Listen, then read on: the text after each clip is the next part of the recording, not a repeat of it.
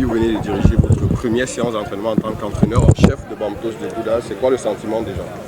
Bon, c'est un sentiment de joie. Donc, c'est vrai que c'est un plaisir d'être là. C'est vrai que je suis content également d'être là, d'avoir retrouvé le terrain, d'avoir retrouvé mes collègues avec qui on va travailler tout au long de la saison. Donc je ne peux qu'être content et puis j'espère que les choses vont aller de mieux en mieux. Vous prenez la direction de l'équipe d'une maison que vous connaissez bien pour avoir évolué dans cette équipe en tant qu'entraîneur adjoint pendant plusieurs années, soit Anissé Mbarga, Laurent Jam également.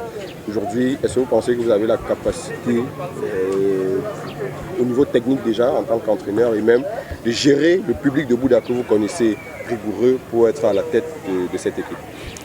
Je me connais très bien. Je ne sais pas si vous avez mon CV ou bien si vous connaissez mon passé. Je n'ai jamais été entraîneur adjoint. Donc j'ai été entraîneur adjoint à Bamtos de Bouddha. Ce n'était pas à cause des circonstances parce que Mbargafou Anissé devait aller en compétition africaine, donc en Coupe d'Afrique. On m'a donc recruté en sachant que si Mbargafou n'est pas là, je peux le remplacer valablement. Mais vous êtes resté adjoint. Et c'est la raison pour laquelle, laissez-moi aller jusqu'au bout. C'est la raison pour laquelle, dès qu'il est parti, l'équipe était en difficulté. On est monté en première division. Voilà. L'année d'après, il y a eu des difficultés, il y a eu des problèmes ici. Et puis, N'Djamé est arrivé. J'ai accepté d'être là. Hein, et j'ai fait 2 années avec lui. Aujourd'hui, quand on me reconduit comme entraîneur principal. Pour certains, c'est un peu une surprise. Moi, ce n'est pas une surprise. Parce que j'ai le charisme pour être là.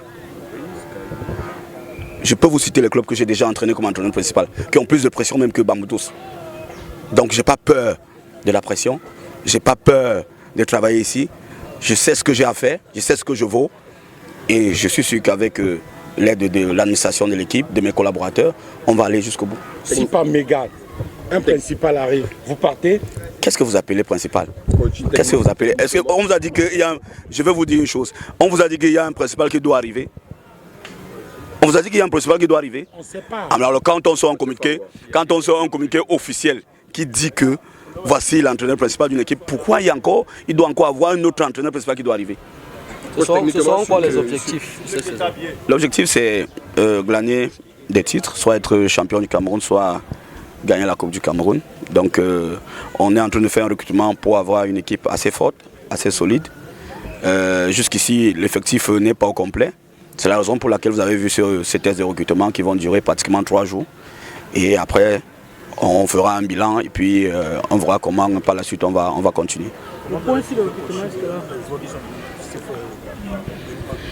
Le niveau n'est pas bon pour une équipe qui veut être championne, pour une équipe qui veut gagner tous les matchs, pour une équipe qui veut gagner tous les titres. Le niveau n'est pas très bon.